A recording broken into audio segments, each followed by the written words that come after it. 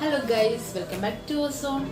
Realme 13 Pro Plus-ന് ശേഷം Realme 14 Pro Plus launch ആയിരിക്കുകയാണ്. ഇതിൻ്റെ ഫസ്റ്റ് സെയിൽ സ്റ്റാർട്ട് ചെയ്യുന്നത് ജനുവരി 27 തൊട്ടാണ്. ഇതിൻ്റെ ഡിസൈനെ കുറിച്ച് പറയുകയാണെങ്കിൽ ലുക്ക് ഈസ് വെരി നൈസ്. ഓരോ ഫോണിനും വ്യത്യസ്തമായ ഡിസൈനുകളാണ് ഇവർ കൊണ്ടുവന്നിരിക്കുന്നത്.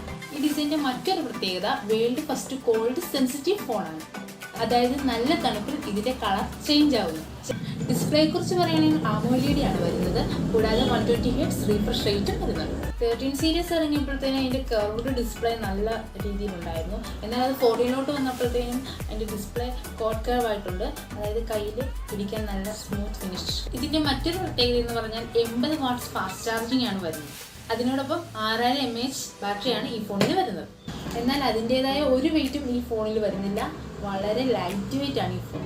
സ്നാപ്ഡ്രാഗൺ 7S 3Gen ആണ് ഇതിൻ്റെ ചിപ്സെറ്റ് വരുന്നത്. അത്യാവശ്യം നല്ല പെർഫോമൻസ് ആണ് ഇത് തരുന്നത്. ക്യാമറയെ കുറിച്ച് പറയുമ്പോൾ 50 MP ട്രിപ്പിൾ ക്യാമറയാണ് വരുന്നത് ബാക്കിലെ. ഫ്രണ്ട് ക്യാമറ വരുമ്പോൾ 32 MP ആണ് വരുന്നത്. അത്യാവശ്യം നല്ല ക്ലാരിറ്റിയുള്ള ക്യാമറ. ഇതിന് ട്രിപ്പിൾ ഫ്ലാഷ് ലൈറ്റ് ആണ് വരുന്നത്. Warm, mid, cool. ഇത് നമുക്ക് മാനുവലായിട്ട് അഡ്ജസ്റ്റ് ചെയ്യാം. റീൽസ് ഒക്കെ എടുക്കുന്നവർക്കാണെങ്കിൽ വെറൈറ്റി ഫീച്ചറാണിത്. ബാക്ക് ക്യാമിലും ഫ്രണ്ട് ക്യാമിലും 4K വീഡിയോ വരെ ഇതിലെടുക്കാൻ പറ്റുന്ന ഒരു ഫോണാണ്. അണ്ടർ വാട്ടർ ഫോട്ടോഗ്രാഫി എടുക്കാൻ പറ്റുന്ന ഈ ഫോണിന് IP69 റേറ്റിംഗ് ആണ് വരുന്നത്.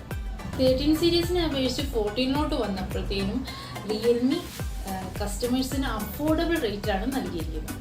13 Pro Plus 8256 37,000 രൂപയുടെ സ്ഥാനത്ത് 14 Pro Plusലോട്ട് വന്നപ്പോൾ 32,000 രൂപയാണ് വരുന്നത്. ജനുവരി 27 നമ്മുടെ ഫസ്റ്റ് സെയിൽ സ്റ്റാർട്ട് ചെയ്യുന്നത്.